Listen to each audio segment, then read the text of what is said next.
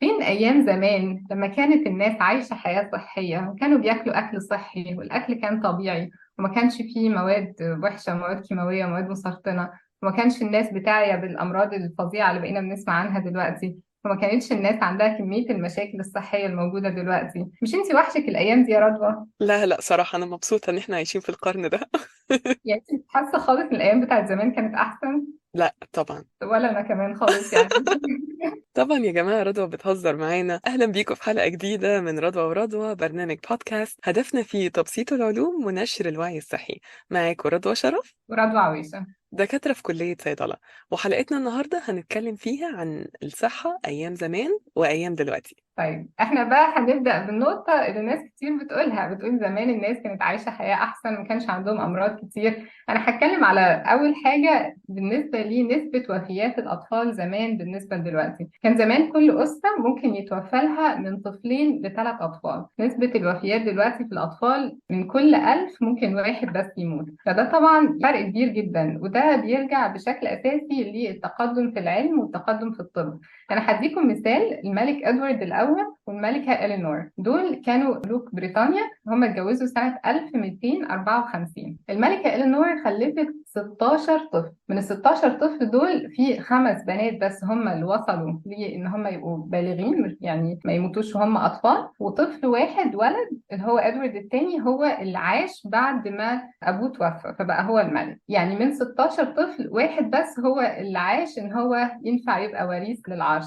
في مثال تاني احدث يعني اقرب من كده، الملكة آن اللي هي ملكة بريطانيا، هي لما كانت لسه مرات الملك هي حملت 18 مرة. ده كان يعني ما بين 1684 لسنة 1700، مفيش ولا حد من ال 18 حمل دول يعني وصل ان هو يبقى بالغ او ان هو يبقى يعني حد يكبر، وماتوا هم صغيرين. يعني في 8 حصل سقوط او اجهاض، وفي 5 ماتوا يعني نزلوا متوفين، وفي بنت واحدة عاشت ساعتين لأن هي اتولدت يعني وهي صغيرة قبل ال9 شهور، فما كانش فيه رعاية لحاجة زي كده. في ولد عاش دقايق، في بنتين ماتوا قبل ما يوصلوا لسنتين، وفي ولد وصل ل 11 سنة وبعد كده توفى. البنتين الصغيرين دول ماتوا بالجدري، والولد مات بعدوى بكتيرية برضو كانت ممكن تتعالج بحاجة بسيطة جدا موجودة دلوقتي في الصيدليات اللي هي المضادات الحيوية. واو، فعلا صراحة المضادات الحيوية كانت طفرة كبيرة في عالم الطب والعناية بالمرضى. يعني أعتقد ممكن يكون بعض المستمعين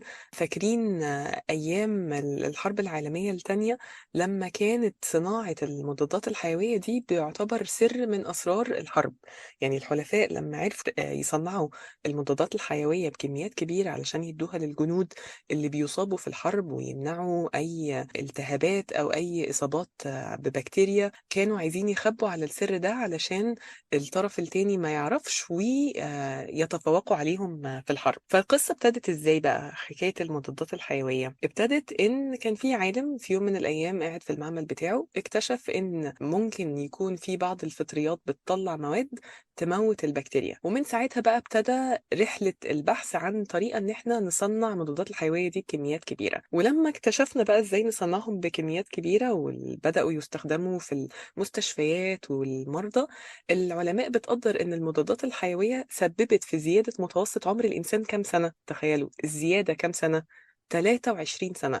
مجرد بسبب وجود مضادات حيوية، سواء بتتاخد إقراص أو حقن، بتقدر ان هي تسيطر على النمو بتاع البكتيريا في الجسم بتاع الانسان علشان يقدر الشخص يسيطر على العدوى اللي بتحصل عنده.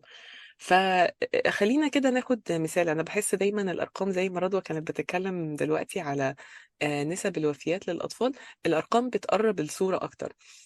خلينا نشوف مثلا فرصة التغلب على التهاب رئوي بكتيري. زمان كانت تقريبا 20%. زمان اللي هو سنة 37، 1937 كانت 20%. يعني من كل 10 بيجي لهم الالتهاب ده، 2 بيعيشوا و8 بيموتوا. 8 بيموتوا، تخيلوا. لما اكتشفنا المضادات الحيوية وقدرنا نصنعها بكميات كبيرة، يعني في الستينات، النسبة إن الشخص يقدر يتغلب على الالتهاب الرئوي اتقلبت. بقى من كل 10 8 بيعيشوا و2 هم اللي بيموتوا. فرق شديد جدا يعني في رأيي.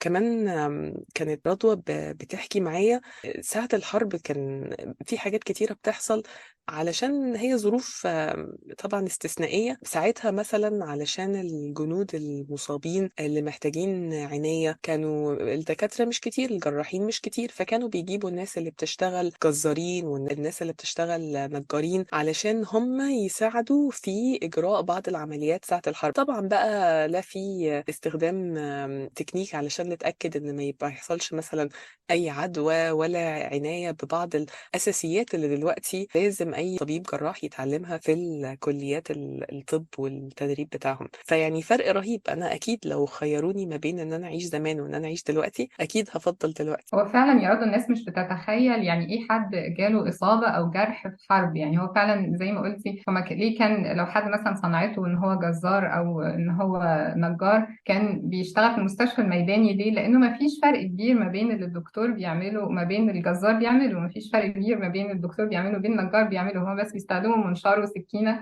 عشان يعالجوا أي حاجة. يعني هو مجرد واحد جاله جرح، طب هيعملوا ايه؟ هيسيبوا العدوى يعني تاخد بقى بقية جسمه؟ لا، بيعملوا بس. فهو ده العلاج الوحيد اللي كان متاح للناس في حاجة زي كده. والكلام ده معناها انه 4 اشخاص يمسكوا الشخص ده ويمسكوه جامد عشان يقدر حد ان هو يعمل عملية البتر دي بدون اي مخدر. مفيش بنج ومفيش اي حاجة من الحاجات دي.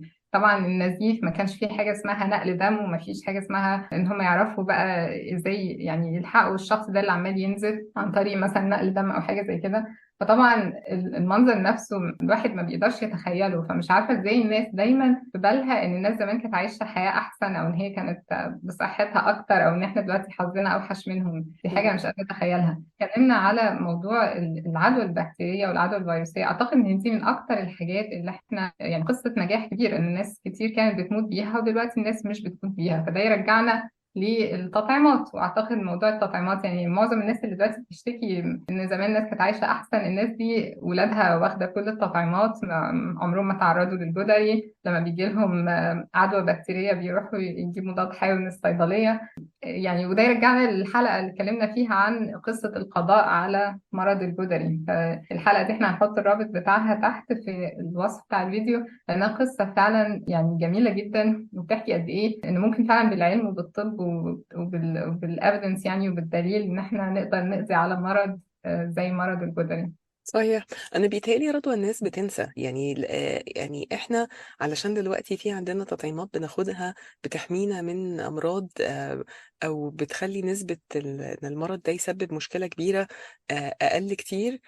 الناس نسيت بقى المرض ده زمان قبل التطعيمات كان عامل ازاي. كان ممكن يموت شعوب او يموت قرى او يسبب اصابات مدى الحياة علشان شخص اتعدى. فالناس لما بتنسى بترجع تقول طيب ده التطعيمات ما يعني ماشي حلوة، بس يعني في ناس مش بتقدرها بالتقدير اللي فعلا احنا لازم نحطه لها، لان هم عملوا طفرة رهيبة جدا في نسب الإصابات ونسب الوفيات بسبب فيروسات أو بكتيريا. دلوقتي احنا جهاز المناعة بتاعنا عرفهم بسبب التطعيم ويقدر يهاجمهم أول ما يشوفهم. بالظبط. بمناسبة اللي الناس بتنساه بقى، الناس دلوقتي في بالها مثلا العواصم الأوروبية زي لندن وباريس، في بالها إن الأماكن دي يعني هي الأماكن بتاعت الرومانسية كلها، وإن أي اتنين متجوزين يروحوا يقضوا شهر العسل هناك. ويعني ده الفكرة اللي في دماغ الناس. بس الناس بتنسى إنه العواصم دي خصوصا لندن وباريس كان في القرن ال 18 والقرن ال 19 كان المدينة نفسها ريحتها لا تحتمل بسبب التخلص من المخلفات الآدمية في الأنهار وفي الشوارع. دي معلومة ممكن ناس كتير ما تقدرش تتخيلها. يعني عايزين نتخيل اللي بيحصل، إنه عدد يعني الناس ما كانش عندها في البيت تويلت زي ما موجود دلوقتي. تويلت وليه فلاش يعني أو سيفون. دي حاجة ما كانتش متاحة للناس زمان. فكانت الناس بتتخلص من المخلفات الآدمية فيه، كانوا بيرموها بره الشباك أو بره باب بيتهم وخلاص وتبقى في الشارع، أو إن هما في الآخر إنها تنزل في النهر زي نهر التيمز مثلا. فلدرجة إنه لندن حصل فيها في يوليو وأغسطس سنة 1858، الفترة دي اللي هي بتاعة الصيف، من كتر الريحة ما كانت بشعة اتسمت بكرفة الرائحة الكريهة أو النتن العظيم، يعني the great stink. بسبب ان الريحه كانت بشعه جدا من كتر التخلص من المخلفات الادميه في النهر، وفي الشوارع. المدينه نفسها ريحتها لا تحتمل. باريس نفسها اللي احنا دايما رابطينها في ذهننا بالرومانسيه، ومحدش يتخيل ان هي اصلا كانت ريحتها بشعه جدا لدرجه في حد، يعني هنحط لكم الرابط في وصف الفيديو. في حد سجل فيديو في باريس مسك ازازه ريحتها بشعه جدا ومشي في الشوارع بتاعت باريس بيخلي الناس تشمها، عشان تتخيل ريحه باريس سنه، يعني في القرن ال 18. بيسميها فوند بتاعي، اللي هي يعني ريحه باريس في القرن ال 18. غير ان الازازه دي يعني حاجه بسيطه جدا من قد ايه الريحه كانت بشعه بشكل مستمر في باريس في القرن ال 18. معظم الناس اللي بتسمعنا ما تقدرش تتخيل ان بيتها ما يبقاش فيه تويلت، ما كانش فيه اكتر من واحد يعني. فتخيلوا ان الناس كانت يعني مضطره تعيش في هذا المنظر طول الوقت. وده طبعا يعني غير بقى الريحه، ان هو ده كان بيسبب امراض كتيره جدا، وبسبب كده كان في امراض بتنتشر زي الكوليرا مثلا، زي شلل الأطفال. ودي حاجات يعني احنا بسبب زيادة في النظافة والهيجين وكده مش بنتعرض ليها دلوقتي، بالإضافة بقى للتطعيمات. فدايما يعني يبقى عندنا بس نتخيل يعني الحياة زمان كانت عاملة ازاي، ما هيش بالرومانسية اللي احنا متخيلينها دي. انا بحاول اتخيل حد راح باريس وبقى يعني في زيارة هناك وبيتمشى واتكعبل بقى في الشخص اللي عمال يشمم الناس ريحة الإزازة دي. حظ وحش قوي. بالظبط، اللي هو باريس مش هي اللي انت متخيلها دي، باريس دي كانت حاجة تانية خالص. صحيح. يعني يمكن كمان يكون بعض الناس سمعت عن وباء الكوليرا اللي انتشر في لندن برضو في 1854 55 في الوقت ده، ان كان سببه ان المضخة بتاعت المية اللي بتدي مية للناس عشان يشربوها كانت ملوثة بمية المخلفات الآدمية، علشان ما كانش فيه نظام صرف صحي مظبوط يقدر يفصل ما بين مية الشرب ومية الصرف. فيعني فعلا الموضوع تطور كتير دلوقتي، وعلشان شبكة الصرف الصحي الكويسة اللي موجودة دلوقتي احنا بنمنع ان احنا نلوث المية اللي احنا بنشربها، ان ممكن امراض كتيرة تنتقل لنا منها. بالظبط، فعلا الامراض كتير يعني. كل بقى نتخيل الكوليرا، شلل الاطفال، كل بقى حاجات كتير قوي، بكتيريا وفيروسات دي بتبقى بيئه خصبه ليها. الاكل نفسه بيبقى ملوث بعد كده بسبب ان الميه ملوثه. يعني الناس ما كانش عموما في العموم عندها وعي. احنا دلوقتي عارفين مثلا الاكل لازم نسخنه لغايه درجه حراره كام، الميه الصح بتاعها حتى لو مش متوفر لنا احنا في الصحراء مثلا، مش متوفر لنا ميه نظيفه. احنا عارفين مثلا ان احنا ممكن لو غلينا الميه تبقى كويسه وامنه. يعني في معلومات كتير ما كانتش حتى متاحة للناس من ناحية الوعي حتى يعني. صحيح صحيح. ما كانوش يعرفوا ساعتها، حتى ممكن الدكاترة نفسهم ما كانوش يعرفوا المعلومة. يعني وقت وباء الكوليرا اللي كنا بنتكلم عليه في لندن، لما الوباء حصل كانوا دكاترة كتير مش فاهمين أصلا الوباء ده جاي منين، سببه إيه. كانوا زمان بيقولوا سببه الهواء الملوث. كان في دكتور مشهور قوي بعد كده اكتشفوا إن هو فعلا كان صح، اسمه سنو، هو اللي كان شاكك إن السبب المية الملوثة. فإحنا تطورنا كتير. يعني دلوقتي بقى النصيحة الطبية اللي بناخدها من دكتور أو طبيب دي بسبب علم وأبحاث اتعملت، مش بسبب تخمين أو تكهن معمول. يعني فدي حاجة مهمة جدا. تخيلوا كده زمان كان في التلفزيون، والكلام ده مش من زمان قوي، في الثلاثينات والأربعينات كان في التلفزيون ممكن يعملوا إعلانات عن السجاير، يقولوا إن السجاير دي كويسة للزور وكويسة للكحة.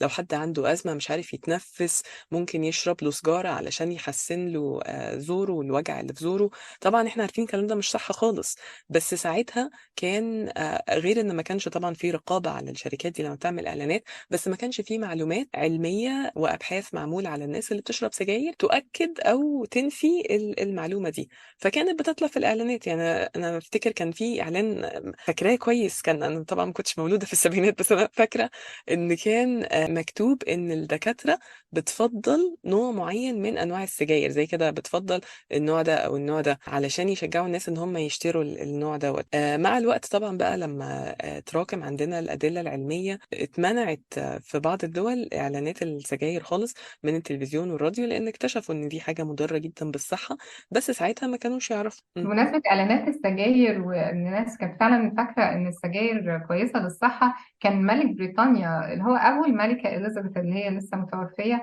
الراجل ده مات صغير في السن بسبب سرطان الرئة من السجاير، من كتر السجاير اللي كان بيشربها. يشربها، وكانوا الدكاترة بينصحوه بالسجاير، كانوا بيقولوا ان ده علاجك اوف. انك انت تشرب سجاير. مم. وهو كان بعد ما شالوا له رئة من الاتنين رئة، ويعني وصل لمرحلة متقدمة جدا في السرطان، وكان لسه برضه بيدخن، وكان متخيل ان دي حاجة كويسة لصحته. فاحنا متخيلين، انا بتكلم على يعني اديت كذا مثال من العائلة المالكة في بريطانيا على اساس ان دول اعلى يعني رعاية صحية موجودة في العالم. لما هي ملكة بريطانيا تخلف كل الاطفال دي محدش يعيش، او ملك بريطانيا يموت بسرطان الرئه وبيديله نصيحه من الدكاتره انه يدخن، تخيلوا بقى الشخص اللي عايش في دوله ناميه زي مصر مثلا ومش معاه فلوس كتير يعني، بس هو متوفر له رعايه صحيه على الاقل خالص، وعارف المعلومات الاساسيه اللي هي زي ان السجاير مضره وبتسبب سرطان، او ان هو يبقى عارف ايه التطعيمات، او يبقى متاح ليه مضادات حيويه، او متاح ليه جراحه بدنج، او متاح ليه الحاجات الاساسيه اللي زمان بالنسبه للناس دي كانت رفاهيه ما يحلموش بيها اصلا. صحيح صحيح. يعني هو الملك دوت مات بسبب انه سمع كلام الدكاترة، قالوا له اشرب سجاير، شرب، راح جاله سرطان. يعني سبحان الله، هم اكيد ما كانش قصدهم الضرر، هم بس هم فعلا ما كانوش يعرفوا. زي حاجات تانية كتير يعني هم زمان برضو كانوا بينصحوا الناس ان هي تاخد كوكايين. كوكايين اللي احنا عارفين دلوقتي ان دي مادة بتسبب ادمان ومشاكل كتير عند الناس اللي بياخدوها. بس زمان كانوا بينصحوا الناس ان هم ياخدوا كوكايين علشان الناس اللي عندها التهابات في زورها، اللي عنده حرارة، اللي جاله دور برد. لدرجة ان يعني يمكن تكون المعلومة دي معروفة ان كوكا كولا هي اسمها كوكا لان لما طلعت في الاول في ال 1886 كان فيها كوكايين في الازازه. يعني الازازه الواحده من كوكاكولا كان فيها 9 مللي جرام من الكوكايين، لان هم زمان كانوا شايفين ان دي ماده كويسه ومفيده ان هي تتحط في الشرب او ان الناس تاخدها. طبعا مع الوقت اكتشفوا ان الكلام ده مش صح، وان دي ماده بتسبب ادمان، وشالوها دلوقتي مش موجوده خالص في الكولا، اتشالت سنه 1903. بس يعني زمان ما كانوش يعرفوا، كانوا بيحطوها. المعلومات تراكمت مع الوقت، اكتشفوا الغلطه فصلحوا. فاحنا دلوقتي احنا بنجني ثمار غلطات كل الناس اللي مروا قبلنا، وللاسف في بعض منهم عانوا يعني نتائج الغلطات دي. بس احنا بنجني ثمار الحاجات اللي اتعلمناها. بالظبط، يعني الناس كانت كلها عامله دماغ، يعني تاخد كوكاكولا تعمل. بالظبط كده. في ايه بقى تاني اتطور دلوقتي عن زمان؟ في الرعاية الصحية. يعني أمثلة كتيرة تحت الرعاية الصحية. ممكن نبدأ بمثلا مرض السكر، اللي هو النوع الأولاني. الأشخاص أو المرضى بتوعه بيبقوا معتمدين على الأنسولين من 50 سنة، يعني مش من زمان خالص. المرضى اللي كانوا بيحتاجوا أنسولين، كانوا الأنسولين دوت صعب جدا إن هم يجيبوه، لأنه كان بيستخرج من البنكرياس بتاع الحيوانات، البقر او الخنازير، لان هم التركيب او شكل الانسولين اللي عندهم اشبه بالانسولين بتاع الانسان. بس طبعا تخيلوا بقى العملية دي صعبة ازاي. اولا ان احنا نحصل على كميات كبيرة منه مش بسهولة، لان لازم نموت كام بقرة ولا كام خنزير علشان نستخرج كمية انسولين علشان جرعة واحدة. ان احنا نوصل مستوى نقاء عالي مش صعب ومكلف. وفي نفس الوقت هو عمره ما هيبقى بالظبط زي الانسولين بتاع الانسان، هو شبهه بس مش زيه 100%. مش هيأدي وظائف انسولين الانسان بالظبط 100%. فليه بعض الاعراض الجانبية، ممكن جسم الانسان اصلا يهاجم الانسولين الخارجي ده لانه شايفه كحاجة غريبة مختلفة عنه شوية. فمع تطور الوقت دلوقتي احنا بقينا باستخدام تكنولوجيا الهندسة الوراثية نقدر ان احنا نصنع انسولين الانسان معمليا بكميات كبيرة بجودة عالية ونقاء عالي بتركيز مظبوط 100%. وهنستخلصه ونديه للناس المرضى اللي محتاجين يحقنوه. يعني ما اعتقدش دلوقتي في مشكلة ان الحد مش لاقي انسولين بجودة عالية او بتركيز مظبوط. هي مشكلة ان السعر ممكن يتفاوت، لكن هو نفسه متوفر للمرضى اللي محتاجينه. ومثال قريب منه كمان هو الهرمون بتاع النمو ده. كان بالنسبة في ناس بتتولد مثلا عندها نقص في الهرمون ده، فهو طبعا دلوقتي احنا عارفينه بالهندسة الوراثية هو موجود ومتوفر يعني للناس. بس زمان كان المصدر الوحيد منه لأن ما يقدروش يجيبوه من ولا من الخنازير ولا من البقر، لأنه فرق في الشكل كبير جدا ما بينه وما بين بتاع البشر. فكانوا بيجيبوه من الجثث، يعني الناس المتوفاة كانوا ياخدوا الغدة بتاعتهم اللي بتطلع الهرمون ده من أسفل الرأس، ويطلعوا منه، طبعا يطلع كمية صغيرة جدا من الهرمون، فعمره ما هيكفي كل الناس اللي محتاجاه. وبعد كده اكتشفوا بعد كده إن هو مرتبط مرض اسمه كرويتسفيلد جيكوب. ده مرض أشبه شوية بمرض جنون البقر، يعني مرض يعمل مشكلة كبيرة للناس، يعني اللي ممكن يتنقلهم بسبب إن هي جايبينه من جثة أو من حد متوفى. فطبعا دلوقتي احنا مش بنفكر في الموضوع خالص. الهرمون ده موجود ومتاح في الصيدليات، متاح لو حد محتاجه. وبرضه بيتصنع بالهندسة الوراثية زي الأنسولين بالظبط. مم. هو صحيح يعني هرمونات كتيرة. أنا برضو وانتي بتحكي دلوقتي جه على بالي هرمون الغدة الدرقية، اللي بعض الناس اضطروا مثلا ان هم يزيلوها، أو الغدة مش بتطلع نسبة هرمون كفاية وبيحتاجوا ياخدوا هرمون من بره في إقراص، في صورة إقراص. برضو احنا دلوقتي باستخدام الهندسة الوراثية نقدر ان احنا نصنع منه كميات كبيرة بتركيز عالي بجودة ونقاء عاليين. لكن زمان برضو ده ما كانش متاح، وكان برضو للأسف محتاجين ان هم ياخدوا يا اما مستخلص الغده الدرقيه من الحيوانات، او كانوا ساعات بيفرموا الغده الدرقيه بتاعت الحيوانات كده ويدوها للبني ادمين. طبعا بقى تحمل ما تحمل بقى من بكتيريا او ميكروبات او حاجات غريبه عن جسم الانسان. المهم ان هم يدوا الانسان المستخلص دوت، وناس تعيش وناس ما تعيش يعني. فتطور رهيب حصل في السنين اللي فاتت، والكلام ده مش من زمان، زي ما بنقول من 50 سنه بس ما كانش متاح، يعني من وقت قريب قوي. بالظبط. انا اعتقد بقى ناس كتير لما بتقول ان زمان الناس كانت بصحتها وعايشين احسن مننا، دايما بيتكلموا بالذات على مرض السرطان والامراض اللي هي امراض الشيخوخه زي الزهايمر والحاجات دي. فاحنا عايزين نتكلم شويه على النقطه دي، لان هي بتقرق ناس كتير. وناس كتير حاسه ان زمان الناس ما كانش فيه كميات السرطانات دي، دلوقتي بقى فيه. هو النقطه دي يعني في حاجه في الموضوع، يعني مرض السرطان هو يعتبر مرض بيجي لما الانسان يعيش لسن معين. فزمان كل الناس كانت بتعيش يعني مثلا متوسط عمرها حاجة و30، أو حتى حاجة و20، أو بتموت وهي طفلة. ده بيخلي إن هي عمرها ما هيجيلها سرطان، لأن هي هتموت وهي صغيرة جدا يعني. فما كانش الكميات اللي إحنا بنسمع عنها. دلوقتي الناس بتعيش لسن كبير، فبالتالي ممكن يجيلها يعني سرطان أكتر، أو نعرف عنه أكتر. إحنا نعرف عنه أكتر برضو بسبب إن إحنا بقى عندنا طرق للكشف. كان زمان ممكن واحد يموت مرة واحدة هما مش عارفين مات من ايه، جاله شوية أعراض هما مش عارفينها هي ايه، وبعد كده نكتشف بقى بعد كده ان ده كان ممكن يبقى سرطان، بس هما ما كانوش يعرفوا عنه حاجة لأنه ما كانش فيه طرق للتشخيص كويسة، وما كانش فيه التقدم في الطب بتاع دلوقتي. فحتى برضو في موضوع السرطان لما بنتكلم على حاجة زي كده، في تقدم كبير حصل في السنين اللي فاتوا. وعلى مدار بقى الكام سنة اللي احنا بنحاول نعالج فيها المرض، في حاجات، في أنواع من السرطان ما بقاش حد خلاص، ما بقتش مهددة زي زمان. بقى اللي بيجيله بيتعالج منه ويخف ويبقى كويس. ده زمان ما كانش اصلا اوبشن، يعني كان كل الناس بيعتبروا كل السرطانات حاجه واحده وبياخدوا علاج يعني شديد جدا، ممكن العلاج نفسه ياثر عليهم، هو اللي يسبب الوفاه. فحتى اكتر مرض عضال دلوقتي ناس كتير ما بتسمعه دايما بتقارن بايام زمان. حتى ده برضو احنا دلوقتي احسن بكتير من زمان، وعندنا طرق وعندنا ادوات وعندنا علم اتبنى على مدار ابحاث بتاعت عشرات من السنين تخلينا ان احنا في وضع احسن ما كنا عليه زمان اكيد. مرض زي مثلا امراض الشيخوخه زي الزهايمر مثلا، ليه ما كانش بايد الناس زمان؟ عشان الناس زمان كانت بتموت وهي اصغر بكتير في السن، فمتوسط عمر الناس كان اقل يعني. فده برضو يعني مهم ان احنا دايما نفتكر ان الزهايمر ده يعتبر كانه رفاهيه، يعني رفاهيه ان واحد قدر يوصل مثلا لسن معين. طبعا مرض الزهايمر هو ممكن يجي لناس صغيره في السن، بس يعني في احوال كتير بيجي لحد لما يكون كبر في السن. امراض الشيخوخه عموما والخرف بتيجي لما الناس تكون كبرت في السن. فكون هو كبر في السن ده معناها انه عنده رفاهيه انه يكبر في السن، ان هو ما ماتش وهو صغير بعدوى بكتيريا، ما ماتش وهو عنده سنتين، ما ماتش وهو ساعه الولاده، ما ماتش وهو عنده 11 سنه. فكل ده بسبب التقدم في العلم والتقدم في الطب. ما هوش حاجه ان احنا نحزن او دايما نقعد نقول الناس زمان كانت حياتها احسن، او احنا نقول يا ريتنا كنا عايشين في الوقت اللي هم عايشين فيه.